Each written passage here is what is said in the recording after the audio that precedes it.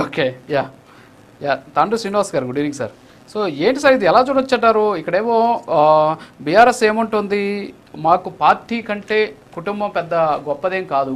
So కుటుంబ సభ్యులు తప్పు చేసినా సరే సస్పెండ్ చేయగలిగినటువంటి ఒక అద్భుతమైనటువంటి రాజకీయ నాయకుడు కేసీఆర్ గారు అని చెప్పేసి ఆ బీఆర్ఎస్ దాన్ని అడ్మిట్ చేస్తూ ఉన్నటువంటి పరిస్థితి. ఎలా చూడొచ్చు సార్ ఈ వ్యవహారాన్ని? ఎవరు అనలేదు కదా, ఇక్కడ విజయ్ అనలేదు, అక్కడ లేదు అంటే నేను బయట బయట జరుగుతున్నటువంటి ప్రచారం. తాడూరి శ్రీనివాస్ అండి నా పేరు, నాట్ తాండూరి. అయితే ఇక్కడ మీరు ఒకటి గమనించాలి. First of all sir, as BJP party వారి ఇంటర్నల్ ఫ్యామిలీ గొడవల మీద మనం స్పందించాల్సినటువంటి అవసరం లేదు.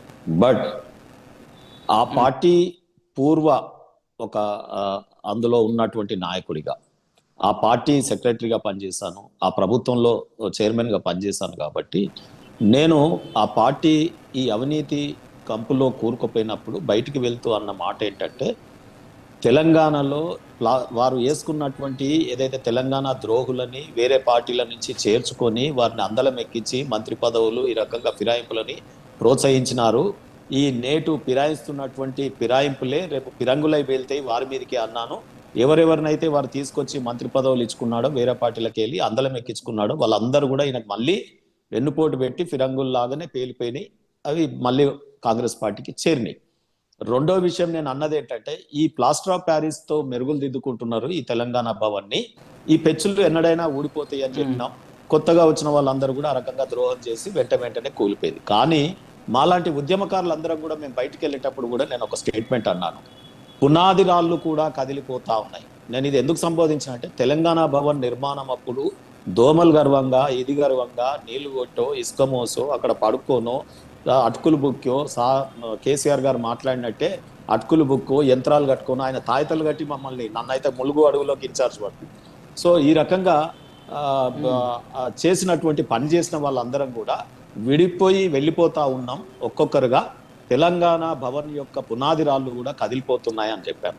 కానీ ఈ రోజు కవిత గారి విషయం చూసిన తర్వాత, కుటుంబంలోనే ఈ రకమైన చీలికి వచ్చిన తర్వాత తెలంగాణ భవన్ యొక్క భూమి కూడా కంపిస్తా ఉంది. ఈ రోజు భూకంపం వచ్చింది వారి పార్టీలో అన్నట్టుగా నాకు సంబోధిస్తా ఉంది. సరే, అది ఒక సంబోధన. రెండో విషయం ఇక్కడ గమనించాల్సింది ఏంటంటే, వీరు మాట్లాడుతున్నప్పుడు బట్టగలిసి మీదేయడము, బీజేపీ పార్టీకి ఈ పార్టీకి ఉందని, వాళ్ళు ఈ పార్టీకి ఆయనకు ఉందని, ఇది మాట్లాడడం అనేది రాజకీయాలలో తగదు. ఎవరి పార్టీ వాళ్ళకు ఉంది. ఈ రోజు ఈ రాష్ట్రంలో ఉన్నటువంటి పరిస్థితి ఏంటంటే, అవునన్నా కాదన్నా లోకల్గా 3 పార్టీలు ఉన్నాయి. 3 పార్టీలలో ప్రతిపక్ష హోదాతో కేసీఆర్ గారు ఉన్నారు. మేము రాను ఆ ప్రతిపక్ష హోదాతో ఎమ్మెల్యే ఎలక్షన్స్ అయిపోయిన తర్వాత అంచెలంచెలుగా ఎదుగుతూ మేము 8 ఎంపీ సీట్లకు పోవడం, 37% ఓటింగ్ పెంచుకోవడం, ఇవాళ బీఆర్ఎస్ పార్టీ 0 రావడం, ఆ తర్వాత కాంగ్రెస్ కూడా మాతో ప్రభుత్వం ఉండి కూడా సమానంగా రావడం. ఇది పార్టీల యొక్క సిచ్యువేషన్. దీంట్లో ఎవరితో కలవరు, ఎవరు రాజకీయ పార్టీ వాళ్ళకు ఉంటుంది, కలవాల్సిన అవసరం కూడా లేదు. ఇప్పుడు నేనేం చెప్తున్నా అంటే, బీఆర్ఎస్ తో మాకు కలవాల్సిన అవసరమే లేదు, ఎందుకంటే they are 0 in Telangana politics. Then Congress తో మాకు వైరం దేశవ్యాప్తంగా ఉంది, కన్యాకుమారి నుంచి కాశ్మీర్ దాకా ఉంది.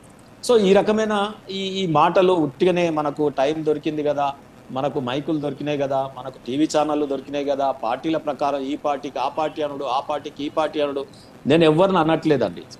సో ఎవరి పార్టీలు వారికి ఉన్నాయని నేను మాట్లాడుతూ ఉన్నాను. ఇక రెండో విషయం మీరు ఇక్కడ గమనించాల్సింది ఏంటంటే, ఈ పార్టీ సస్పెన్షన్ ఏదైతే ఉందో, మా విజయ్ ఇంతకుముందు చాలా చక్కగా మాట్లాడినారు. కానీ నేనేం చెప్తా ఉన్నా అంటే, 60 లక్షల మెంబర్షిప్లలో తాడూరు శ్రీనివాస్ లాంటి వాళ్ళు వెళ్ళిపోయినాం. 60 లక్షలలోనే ఉండి మెంబర్షిప్ డ్రైవ్ చేసిన వాళ్ళం. అదే రకంగా కవిత గారు వెళ్ళిపోయినారు, మొన్న గువ్వల బాలరాజు గారు వెళ్ళిపోయినారు, అంతకుముందు ఈటల గారు వెళ్ళిపోయినారు, జెండా నాటిన వాళ్ళు వెళ్ళిపోయినారు, మెంబర్షిప్లు చేసిన వాళ్ళు వెళ్ళిపోయినారు. ఇప్పుడు మెంబర్షిప్ లేని వాళ్ళే ఆయన చుట్టుపక్కల ఉన్నారు. వారు మాత్రమే ఒకళ్ళతో తీసుకొని మాట్లాడుతూ ఉన్నారు. ఇక మూడో విషయం నేనేం చెప్తా ఉన్నానంటే, కుటుంబంలో అది 4 స్తంభాల ఆట. నేను గతంలోనే చెప్పినాను, కుటుంబ కథా చిత్రం, కేసీఆర్ గారే డైరెక్టర్ దీనికి. ఇవాళ 4 స్తంభాల ఆట ఆల్రెడీ సంతోష్ గారు కూడా అక్కడ ప్లేస్ తీసుకున్నారు. కాబట్టి కేటీఆర్, హరీష్ రావు గారు, కేసీఆర్ గారు, సంతోష్ రావుతో 4 స్తంభాలు అయినాయి. కాబట్టి 5వ స్తంభాన్ని ఎక్కడైనా రీప్లేస్ చేద్దాము, మన కుటుంబం యొక్క వెక్స్ అయిపోతా ఉన్నారు, అంతా మీరేనా, అన్ని పదవులు మీరేనా, మీ ఒక్కింట్లోనే ఇన్ని ఉద్యోగాల, ఎంతమంది జనాభా ఉంటే అన్ని సీట్లు అన్నట్టుగా బయటకు మాట్లాడుతూ ఉంటారు బీసీ, ఎస్సీ, ఎస్టీల విషయం వచ్చి. మరి తీరా టైం వచ్చినప్పుడు ముఖ్యమంత్రి పదవి వాళ్ళే పార్టీలో ప్రెసిడెంట్ పదవి వాళ్ళే, వర్కింగ్ ప్రెసిడెంట్ పదవి వాళ్ళే, ఓడిపోయినా ఎమ్మెల్సీలు టకటక్ ఇచ్చుకోవడం, ఇంట్లోకెళ్ళే రాజ్యసభ మెంబర్లు ఇచ్చుకోవడం, బంధువర్గానికి మంత్రులు ఇవన్నీ ఇచ్చుకోవడం, ప్రజలు వెగుటు పుట్టి మమ్మల్ని జీరో చేసినారని ఇప్పుడిప్పుడే వాళ్ళు ఏం చేస్తా ఉన్నారంటే safe launching an other pad. So అది ఆ రకంగా నిర్ణయం జరుగుతున్నది. ఇప్పుడు కొన్ని ఆరోపణలు వస్తాయి, కాంగ్రెస్ పార్టీ ప్రేరేపిస్తున్నది, వీరు బహుశా కాంగ్రెస్ పార్టీలోకి వెళ్ళొచ్చేమో అనేది చర్చకు వచ్చింది. ఎందుకు ఈ చర్చకు వస్తుంది అంటే వారే బీజేపీ పార్టీని విమర్శించినారు.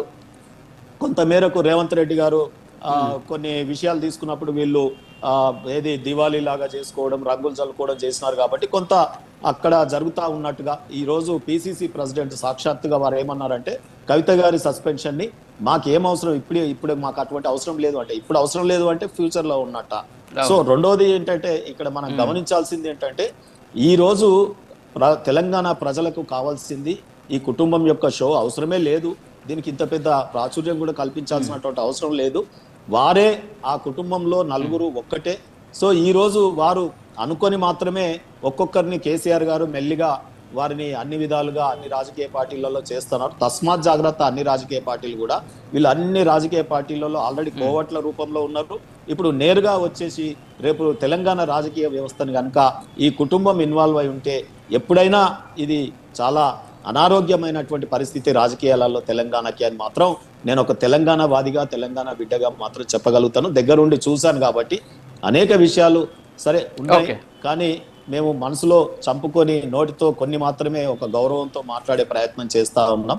ఈ దేశంలో కొత్త రాజకీయ నాయకులను పెంపొందించాల్సిన కేసీఆర్ గారు కొత్త యువ నాయకత్వాన్ని, చదువుకున్న వాళ్ళని, విజయ్ లాంటి అనేక మంది యువకులు చాలా మంది ఉన్నారు, అటువంటి వాళ్ళని తయారు చేస్తారు. గతంలో తెలుగుదేశం పార్టీ లాగా అనుకున్నాం, కానీ ఒక ఉద్యమ నేత దగ్గర ఎక్కువ నైతిక విలువల్ని ఆశించినటువంటి తెలంగాణ ప్రజలకు ఆ నైతిక విలువలకు లోబడి సింపుల్ సిటీగా జీవించడం కానీ, కొంత ఇటువంటి ఆడంబరాలకు పోయినటువంటి జీవన శైలి కేసీఆర్ లో ఎక్స్పెక్ట్ చేసినారు. అది ఆయన పాటించడంలో విఫలమైనారు. ఒక దామోదరం సంజీవయ్యనో, ఒక లాల్ బహదూర్ శాస్త్రో, లేకపోతే ఇంకోరో అనుకున్నారు. కానీ కేసీఆర్ ని ఆ రూపంలో చూడాలనుకుంటే వారు నేటి సగటు రాజకీయ నాయకుడు కార్పొరేట్ సెక్టర్ లో ఉన్నట్టుగా అన్ని విధాల హంగులతో వారు ఆర్భాటం ప్రదర్శించినారు. కాబట్టి తెలంగాణ ప్రజలు సింపుల్ గా జీరో ఇచ్చి ఇంట్లో కూర్చోబెట్టినారు. ఇది ఈ వాస్తవ పరిస్థితి అని నా విశ్లేషణ. Thank you sir. ఒక చిన్న బ్రేక్ ఉంది సార్, బ్రేక్ తర్వాత